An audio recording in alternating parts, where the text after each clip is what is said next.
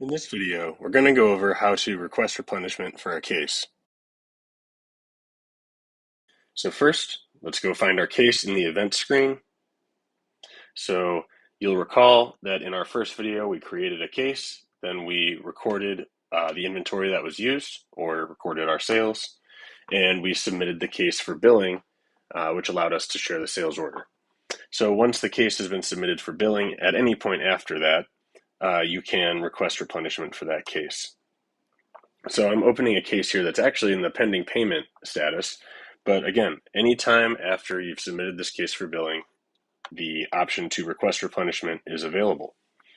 So if you also checked the request replenishment box when you were submitting the case for billing, these are the similar workflow that you'll go through. The difference is you're just initiating it from this menu down here. So if you click the three buttons at the bottom and click request replenishment, first, you'll just select the manufacturer. Then you'll see that the items that were used in the case are already selected for you here. So you don't even have to do any more work unless there's something that you want to request that wasn't used in the case, in which case you can just search for it using the filters above and then select it and add it. So I'll go ahead and take a loose device here. Just select a product line and select from the searched inventory. And then we'll click next.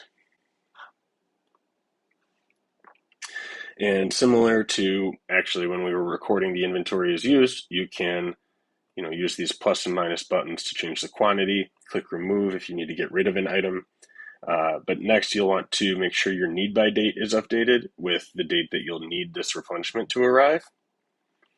Then click on the ship to address, and you can select from different addresses that are stored in the data in your account. So the facility's primary address is an option. You could also do your shipping address or enter it manually. And then add any notes that you might want to add additional context to this request. But otherwise, if everything looks good, just hit create. And so it essentially just took the items that were used in the case, automatically created this replenishment request for us, and sent that off to the manufacturer so that they can fulfill it with inventory. And then once they've done that, we'll receive a notification that we have a pending transfer. And so let's take a look real quick to see what the pending transfers look like. So I can view this actually on my dashboard and with some of the widgets, but you can also go to your transfer screen. And here you can see all of the transfers and their associated statuses. And a new transfer that still needs to be accepted will have a pending status.